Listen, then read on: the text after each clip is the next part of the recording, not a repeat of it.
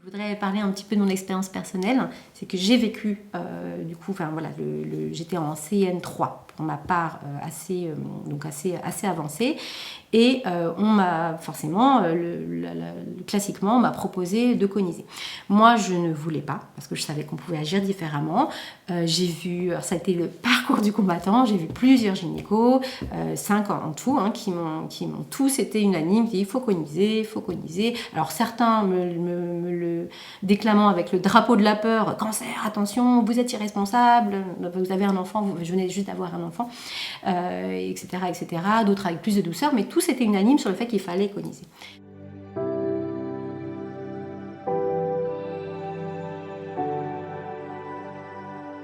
J'ai avancé moi-même dans ma recherche personnelle et également trouvé donc une gynécologue enfin qui était à l'écoute et qui m'a dit bah oui, je vois que vous êtes déterminée, donc je veux bien vous suivre, on va voir.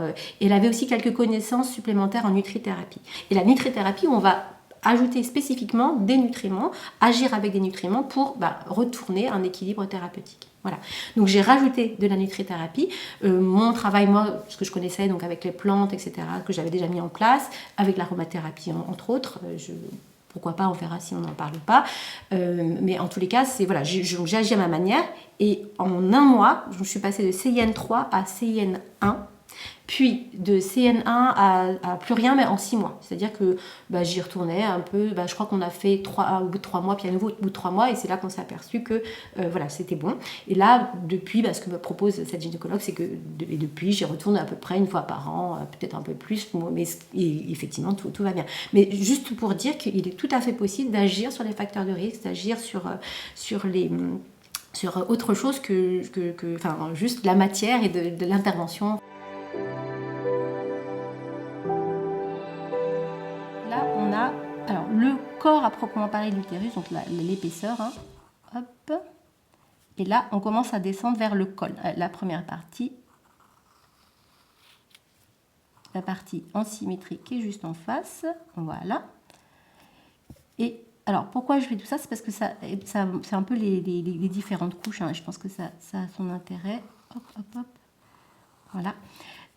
Parce qu'on va s'intéresser justement à l'épithélium. Voilà. Là, on est dans la cavité utérine, là. Okay. Et là, l'épithélium qui recouvre le col de l'utérus, qui est ici. Voilà, donc. Voilà. Et là, on redescend dans le vagin. Hein, d'accord. Dans les cancers du col de l'utérus, il faut savoir que 80% des cancers dont on parle, en fait, ont lieu dans l'exocole. L'exocole, c'est la partie extérieure. D'accord. Et ici, c'est l'endocole. L'endocole, c'est-à-dire le canal endocervical, qui est donc interne. Et il faut savoir que les deux épithéliums, donc c'est-à-dire tout le tissu qui recouvre le corps et les cavités internes, est différent à cet endroit-là et dans l'endocole. Dans l'exocole, ça va être ce qu'on appelle un tissu, un épithélium malpigien, et ici un épithélium glandulaire. Et entre les deux, il y a forcément une zone intermédiaire qui a un petit peu des deux. Mais pourquoi je parle de ça? C'est parce que souvent, je me suis aperçue que les patientes, voilà, on leur dit pas grand-chose, et quand elles voient sur les analyses des choses, elles posent des questions, elles comprennent pas forcément de quoi on parle. Et malpigien, donc ça concerne vraiment l'exocole, et ça veut dire que voilà, c'est bien l'exocole qui est touché, sachant que ça concerne 80%, 80-85%, hein, selon les études des cancers du col de l'utérus. Voilà. Les cancers de l'exocole sont des cancers qu'on dit épidermoïdes, et les cancers de l'endocole sont des cancers qu'on appelle les adénocarcinomes. C'est pas le même type. Voilà. Alors, pour qu'on comprenne bien les différentes lésions précancéreuses, donc on a de bas grade, moyen grade, haut grade avant le cancer invasif, donc il y a ces différents stades. On va souvent voir apparaître sur les analyses CIN1 pour le bas grade, CIN2, CIN3, etc. CIN, c'est pour cervica intraépithélia néoplasia. En fait, on va faire une différence des termes entre ce qu'on appelle un cancer in situ, donc CIN1, 2, 3, donc lésion de bas grade, moyen grade, haut grade, et le cancer invasif. Avec, pour les lésions de bas grade, ça va être asymptomatique. Et le cancer invasif, ben, pour le coup, ça va aller plus loin. On peut se retrouver, ben, par exemple, avec des saignements et du coup, c'est très visible.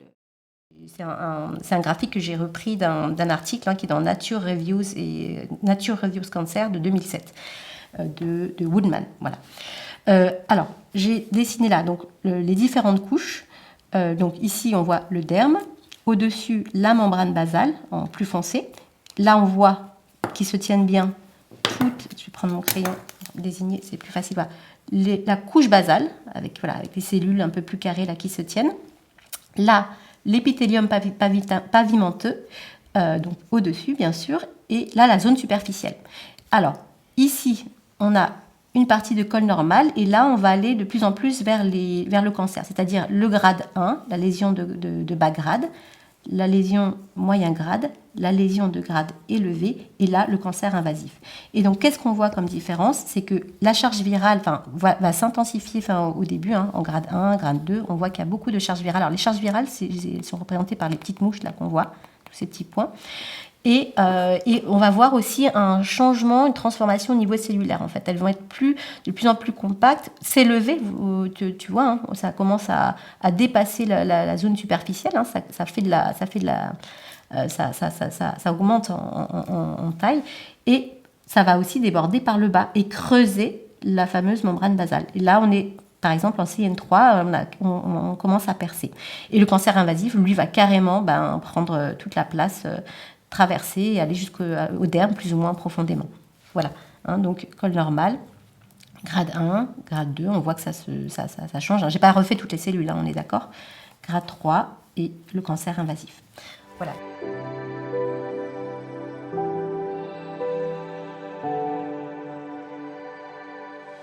Dans la question du cancer, des cancers du col de l'utérus, c'est que souvent on va nous parler de HPV. Le HPV, le papillomavirus. Alors, ce qui est intéressant de comprendre, c'est que dans les papillomavirus, il y a des papillos d'espèces et des papillos de tissus. Il y en a qui vont avoir une préférence pour les tissus en particulier. Nous, on va s'intéresser bien évidemment au human papillomavirus, donc HPV, et pas les autres papillomavirus des autres animaux. Concernant donc les facteurs de risque, il n'y a pas que le HPV qui est concerné. Ça, c'est très important. Il y a toutes sortes de facteurs de risque qui rentrent en ligne de compte. Donc le HPV en fait partie, certes, mais il y a également l'état d'immunité de la personne. C'est souvent des personnes qui sont immunodéficientes, donc c'est quand même important. La flore, l'équilibre de la flore vaginale, de la zone génitale est très important également parmi les facteurs de risque. Les infections dans cette zone, est-ce qu'il y a par exemple vaginite, candidose, etc. Alors, un facteur très important qui est la prise de contraceptifs hormonaux. Et il faut noter en plus est-ce qu'il y a eu in utero une exposition au fameux DES, qui le dit éthylstilbestrol, qu'on trouve, le fameux distilbène, vous avez souvent entendu parler, qui avait fait scandale. Et en fait, ça veut dire qu'il y a au niveau, c'est un estrogène de synthèse, le DES, et qui fait partie des facteurs de risque. La contraception hormonale, donc l'être exposé aux hormones. La précocité des relations sexuelles et la multiplicité des partenaires va jouer. Alors, le tabac est connu pour multiplier par 2 les facteurs de risque du cancer. Et également l'âge de la personne, puisqu'en fonction de son âge, au début de la vie de la jeune femme, de ses relations, il y a une multiplicité probablement des partenaires. Rajouter qu'il y a bien une différence entre ce qu'on appelle lésions précancéreuses et cancer, et qu'il faut savoir que quand on est en présence de lésions précancéreuses, elles peuvent spontanément régresser sans qu'on fasse rien du tout. D'accord ? Ce qui est intéressant, c'est de voir, en fait, alors, ce qu'on propose. Alors, je vais parler de la France parce que je ne sais pas trop dans le reste du monde, mais normalement, il y a un dépistage qui est fait. On propose aux femmes d'aller tous les 3 ans chez les gynécos et on fait. Alors, plusieurs choses. On fait un frottis du col. Donc là, on va prélever des cellules au niveau du col, ce qui va permettre de déterminer effectivement s'il y a déjà des lésions ou pas, présence de HPV. Alors la présence de HPV, on peut la faire à côté en plus, la demander à côté en plus. Et un prélèvement aussi au niveau vaginal pour voir si effectivement il y a infection, puisque c'est un facteur de risque, comme on l'a vu juste avant. Donc ça, c'est ce qu'on va faire.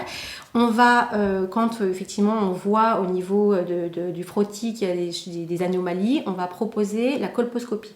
La colposcopie, c'est vraiment avec une lunette, de pouvoir voir de visu directement le col de l'utérus.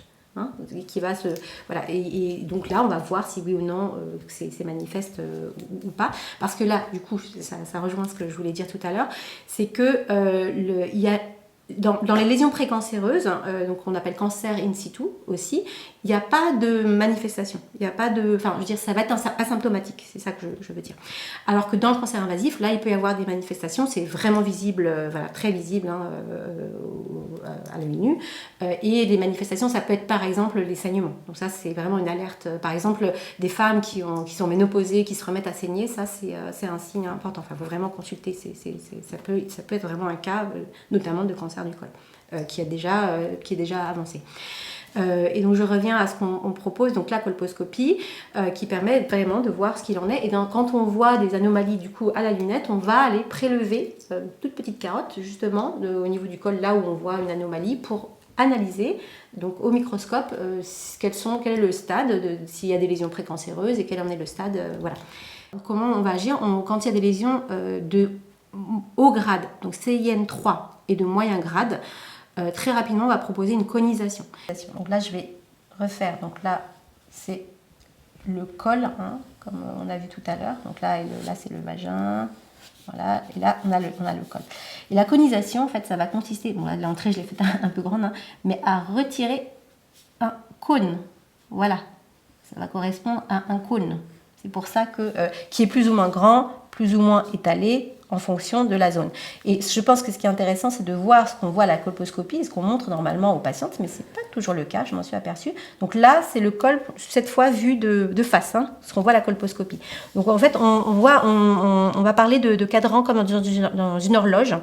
Donc on va dire, voilà, à midi, voilà, il y a une lésion, il y a quelque chose d'anormal par ici, voilà, il y a une anomalie par ici, ou là c'est plus proche du col, etc. Et ce qu'on va faire, c'est qu'on va, donc en fonction des zones, on va coniser et donc retirer. Là, c'est quand on voit de face la partie. Alors, ça s'appelle électrorésection avec anse diathermique, mais plus simplement conisation. Mais c'est pour savoir de quoi on parle si jamais il y a des personnes qui veulent faire des recherches ou qui sont curieuses. Et ça, c'est de face, ça correspond à ça, et de côté, ça enfin de profil, en fait, ça correspond à ça, la conisation. Donc on va retirer un cône plus ou moins étalé. Voilà. Alors, outre la conisation, il existe une autre technique qui s'appelle la cryothérapie, où en fait on va, par un liquide réfrigérant comme l'azote liquide, en fait, tuer les cellules, éliminer, les cellules qui sont anormales. Okay. Alors c'est intéressant de faire la différence entre la recherche en fait d'anomalies, où en fait là, effectivement on va aller avec la colposcopie et prélever là où on voit des cellules donc de visu qui vont pas bien, qui sont anormales, on va prélever donc une petite carotte pour pouvoir les emmener à l'analyse et voir si effectivement quelle est la hauteur, le niveau de haut grade, moyen grade, bas grade de l'anomalie, et la conisation qui elle vient après coup en traitement. La conisation, c'est une fois qu'on a identifié effectivement où sont les lieux. Alors parfois, il se trouve qu'en prélevant, ça correspond à une conisation puisqu'on a enlevé les cellules malsaines et on s'aperçoit que finalement il n'y a plus rien. Ça arrive. Ça, c'est une possibilité. Mais en tout cas, la conisation vient après coup. Donc, c'est vraiment une petite anse, qui va retirer un petit morceau du col. Voilà, l'écrire sous forme de cône. Donc, lorsqu'on retire une carotte, après, ça fait comme une cicatrice. Voilà, ça va faire une petite... Il n'y a pas de réparation. Le tissu va se refaire. C'est tellement infime, c'est tellement petit que le tissu va se refaire et qu'il n'y a pas de... C'est qu'on va proposer donc de réobserver après ce qui se passe. On va creuser le cône s'il y a toujours des anomalies et on va aller au stade le plus loin, c'est-à-dire quand vraiment ça va très loin, jusqu'à l'hystérectomie, le retrait de l'utérus, carrément. Voilà. Ok, donc la seule solution finalement qui est proposée à ce jour dans la médecine classique, c'est de L'intervention. et après l'intervention. Enfin, l'intervention, parce que pour moi, c'est déjà une intervention. Il y a de l'interventionnisme, mais on ne va pas forcément nous parler des facteurs de risque et agir sur les facteurs de risque. Et ça, je pense que c'est quand même important de l'avoir en tête. Si les causes sont toujours présentes, il n'y a pas de raison que ça ne continue pas son œuvre, en fait. Si on n'a pas agi sur les facteurs de risque ou sur même les facteurs psycho-émotionnels dont on parlera probablement tout à l'heure, et qu'on n'a rien changé, les causalités sont toujours là et ça continue. Donc en fait, ce qu'on va proposer aux femmes, c'est de continuer l'observation. Et si on voit de nouveau des cellules anormales, on va proposer de coniser toujours un petit peu plus. Hein. Donc ça veut dire creuser toujours un petit peu plus ce col de l'utérus. Mais ce qu'il faut comprendre, c'est que, alors, je me suis aperçue de mon expérience avec mes patientes, c'est que de plus en plus tôt, on proposait aux femmes, donc même en stade 1, de les coniser. Ça veut dire à des âges où possiblement elles peuvent être mères plus tard, mais où, si on comprend bien que cette zone-là, en fait, c'est la zone où il va y avoir, quand il y a grossesse, le fameux bouchon muqueux. Et ça veut dire qu'on va créer de possibles grossesses à risque plus tard. Parce que plus on enlève du col, moins le bouchon muqueux a de prise, moins il va tenir. Et puis, enfin voilà, donc c'est quand même important de savoir que ça a une incidence. Donc je suis étonnée de voir que de plus en plus tôt, on va proposer des conisations en lésion de bas grade, donc CIN1, où en fait ça peut disparaître spontanément. On le sait, ça disparaît spontanément. Il y a des passages, enfin, ça vient, ça va, ça vient, et ça disparaît spontanément. Sauf si les facteurs de risque sont toujours présents et qu'on n'a pas agi, qu'on n'a rien changé. Mais c'est ce que nous expliquent finalement toutes les maladies dans notre corps. Quand on est malade, le corps nous parle, le mal a dit. Et là, il faut changer quelque chose. Et on peut justement agir sur les facteurs de risque.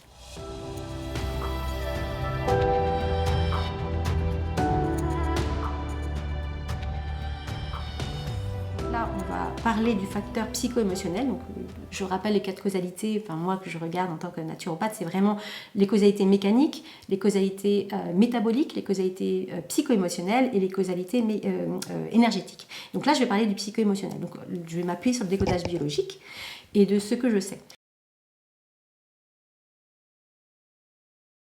Donc dans les cancers du col de l'utérus, dans les cancers en général, il faut comprendre qu'il y a des cancers en moins, des cancers en plus. Qu'est-ce que je veux dire par là? En plus, ça veut dire ce qui va créer de la matière. Les tumeurs, on va se mettre à grossir, créer de la matière. Et les cancers en moins, ça va être plutôt les ulcérisations, le fait de creuser, retirer de la matière. Pourquoi je parle de ça? C'est parce qu'on va voir que dans le cancer du col de l'utérus, il s'agit d'un cancer en moins, donc avec ulcérisation. À quoi correspond le cancer du col de l'utérus? Ça correspond au fait de retenir le mâle, retenir l'homme, le garder pour soi, plus encore à l'intérieur. Parce qu'on voit bien qu'en créant justement des petits trous, des petits cupules comme les pattes des insectes qui vont créer des petits effets ventouses sur les vitres, en fait, ça va aspirer la peau du gland du mâle, en fait. C'est une image, hein. Mais voilà, l'idée c'est vraiment de créer plus d'espace en soi pour garder l'homme dans sa vie, en soi et dans sa vie. Voilà. Donc, grosso modo, ça correspond à ça. Ce qui est important de savoir, c'est que, par exemple, dans la nature, je vais m'appuyer sur l'exemple très, très connu, qui est celui de la lionne. La lionne, en fait, si elle perd le mâle, elle est exclue du clan. Elle n'appartient plus au clan. Et dans la société humaine, en fait, ça correspond au fait on n'a pas d'homme dans sa vie, on n'a pas de famille, on est exclu socialement. Et puis d'ailleurs, ça se vérifie dans les familles, il y a beaucoup de familles monoparentales, la maman est toute seule. Et en fait, très souvent, les incidences du col de l'utérus se retrouvent dans ce cas. Moi, je peux parler personnellement, dans mes cas cliniques, j'ai beaucoup parmi les femmes qui notamment viennent consulter sur les cas de col de l'utérus, de mamans toute seule, de mamans solo. Voilà, mais c'est aussi avéré par les études. Hein. Les chiffres se retrouvent dans les catégories socio-professionnelles qui sont touchées, etc., etc. Du coup, si je reviens à qu'est-ce que c'est que l'évolution dans les différents âges de vie de la femme, on va au début de notre existence, le lien social avec l'homme, etc., papillomavirus, on retrouve l'idée que plus on va multiplier les partenaires, on le voit bien, plus on va multiplier même inconsciemment l'insécurité de se retrouver avec un partenaire, de la capacité de le garder. Voilà. Et on retrouve ça, puisque ce qui est intéressant de voir, c'est les incidences du cancer du col de l'utérus. On les retrouve justement au moment de la préménopause, la ménopause. On voit bien que c'est un moment où la femme, elle va se retrouver, elle va peut-être se dévaloriser par rapport à son statut de femme, sa capacité de garder l'homme. N'oublions pas que le col, c'est un passage. C'est le passage entre on voit bien le vagin qui est, disons symboliquement, la féminité, la sexualité, donc la femme sexuelle, la prostituée d'une certaine manière, et l'utérus plus haut qui est la femme mère, la maternité. Et on voit bien quand on revient aux âges de la vie qu'on est du passage de la femme, enfin de la jeune fille à la femme, au début de la vie, enfin de la sexualité, de la vie sexuelle de la personne, et quand on est en préménopause, du passage on n'est plus mère en fait, on ne peut plus être mère, on perd cette maternité. Voilà, c'est intéressant parce qu'on a la notion de passage, le col de la montagne, c'est un passage. On est vraiment dans la notion de passage. Et toujours, on retrouve cette notion de dévalorisation et d'incapacité, même inconsciente, à garder l'homme en soi, dans sa vie, dans son nid. Voilà. Et donc le cancer du col de l'utérus est toujours un cancer en moins, jamais un cancer en plus. Alors, ce qui est intéressant, et là c'est important de le noter, c'est qu'en réalité, la résolution du conflit psychologique se fait en remplissant les trous. C'est là qu'en fait, on va observer des anomalies, parce que ça c'est visible. Et on va agir finalement là où on devrait laisser les choses faire, parce que c'est là que les trous se bouchent en fait. C'est-à-dire que la résolution se fait. La résolution du cancer se fait. Donc dans les différentes étapes, finalement, on commence d'abord, dans les différentes étapes, on commence d'abord alors par creuser des trous, et ensuite la machine, donc le corps qui se répare, vient boucher les trous tout seul. Naturellement, oui. Et c'est toujours dans cette dynamique-là. C'est toujours dans cette dynamique-là. Et qu'est-ce qui se passe quand justement ça va continuer à creuser et donc à se cancériser et aller de plus en plus loin? On a vu les différents stades. Il se passe que le conflit psychique se répète. Et si on ne change rien, puisque le corps nous parle, on l'a vu au niveau des facteurs de risque, là c'était plutôt métabolique ce qu'on a vu. Mais là, cette fois, si on ne change rien dans notre vision aussi de ce qu'est l'homme à la femme, la relation de l'autre à l'autre, notre vision aussi de la sexualité, notre vision du rapport de l'homme à la femme, etc., quelque part, on va continuer à creuser émotionnellement le même conflit. Et en fait, ça vient nous apprendre ça. En fait, la sagesse entre guillemets du cancer du col de l'utérus, c'est de remodeler émotionnellement notre pensée, et émotionnellement du coup ça va suivre pour que la causalité psycho-émotionnelle justement n'ait plus lieu et ne vienne plus creuser ce cancer, cette zone en tout cas. Voilà. Donc tout à l'heure tu parlais que pour toi tu as utilisé la nutrithérapie, oui.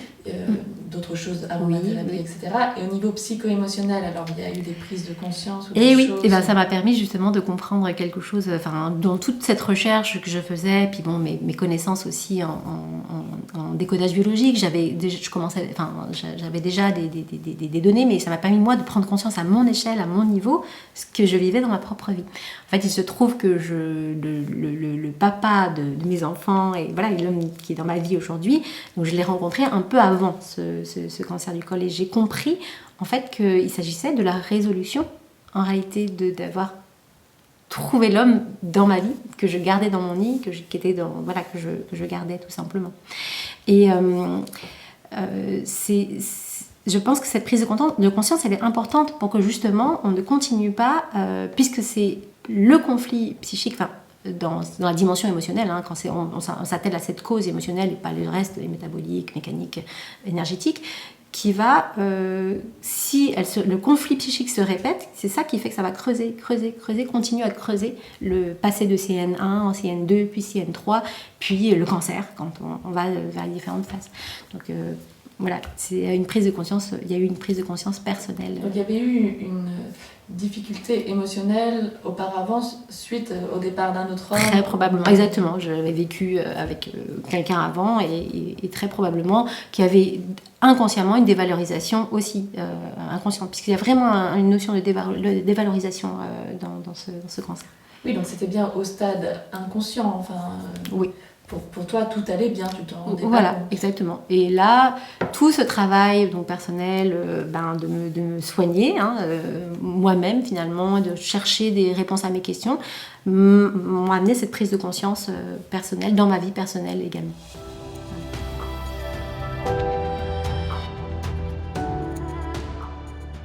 Une des dernières modes qui avait été lancée, ça a été de mettre en lumière donc, la vaccination contre ce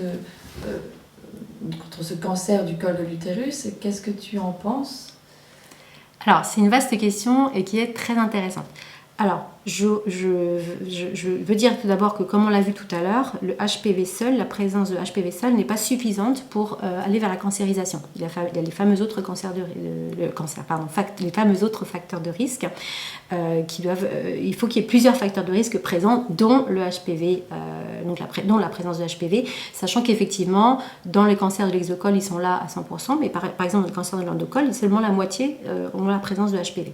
Ça, c'est la première chose. Après, concernant le vaccin, déjà, ça veut dire, quand on dit qu'on vaccine contre un cancer, qu'on dit implicitement que le HPV, le virus, le Human Papillomavirus, donc HPV, est la cause du cancer. Donc on voit bien que c'est pas suffisant. Ensuite, concernant les HPV eux-mêmes, il se trouve qu'il y a plusieurs types de HPV, dont une grande partie qui sont effectivement oncogènes, et le HPV 16 et le HPV 18 sont ceux qui sont le plus présents effectivement dans les cas de cancer du col de l'utérus. Donc les vaccins comme Gardasil vont justement avoir parmi les souches sur lesquelles ils ont travaillé le HPV 16 et le HPV 18. Mais il n'y a pas que cela, il y en a plein qui sont impliqués dans le cancer du col. Donc il se trouve qu'ils s'en sont rendus compte et ils sont passés de 2 à 4 souches, puis après maintenant on est à 9 depuis 2021, 9 souches. Mais on voit bien qu'il y en a d'autres encore, beaucoup d'autres qui sont concernés. Donc ça veut dire que quand on vaccine, dans l'idée, on ne vaccine que contre certaines souches. Mais ça ne nous prémunit pas d'être contaminés par d'autres souches qui, elles, pourraient possiblement être oncogènes. Mais qui ne suffiraient pas à être toutes seules, puisqu'il faut aussi d'autres facteurs de risque pour aller vers la cancérisation. Donc je pense qu'on peut très bien en plus, on va vacciner à un âge où des préados, où c'est pas forcément l'âge où il y a une multiplicité de partenaires. Voilà, j'ai du mal à comprendre. On va aussi vacciner des garçons, si je comprends bien. J'ai du mal à saisir tout l'ensemble. Ce qui est intéressant par rapport à ces histoires de souches, c'est que je lis beaucoup autour de cette histoire de vaccins. Ça m'intéressait un petit peu de comprendre le fonctionnement. C'est qu'en fait, il y a des études qui existent, bien sûr, et il y a un épidémiologiste qui s'appelle Michel Delangeril, quelqu'un qui sait lire les études, parce qu'il faut quand même savoir bien lire une étude, c'est compliqué, il y a beaucoup de choses dans les graphiques, dans ce qui est marqué, il faut pouvoir bien les interpréter. Et en fait, il a démontré tout simplement dans une collection de livres qu'il a faite sur chacun des vaccins, dont les vaccins contre le cancer, dont le fameux contre le Human Papillomavirus, il a expliqué qu'en fait il y a un biais qui est fait tout simplement parce qu'il y a un amalgame. Alors premièrement entre lésions précancéreuses et cancer, donc sachant que comme on l'a dit tout à l'heure, les lésions précancéreuses on peut très bien, elles peuvent très bien spontanément régresser. Et un autre biais qui est d'amalgamer le HPV au cancer lui-même. Et encore une fois, revenir au fait qu'on est en train de dire en gros que HPV égale cancer. Or, ce n'est pas juste, à proprement parler, ce n'est pas le cas. Le HPV n'est pas égal à cancer.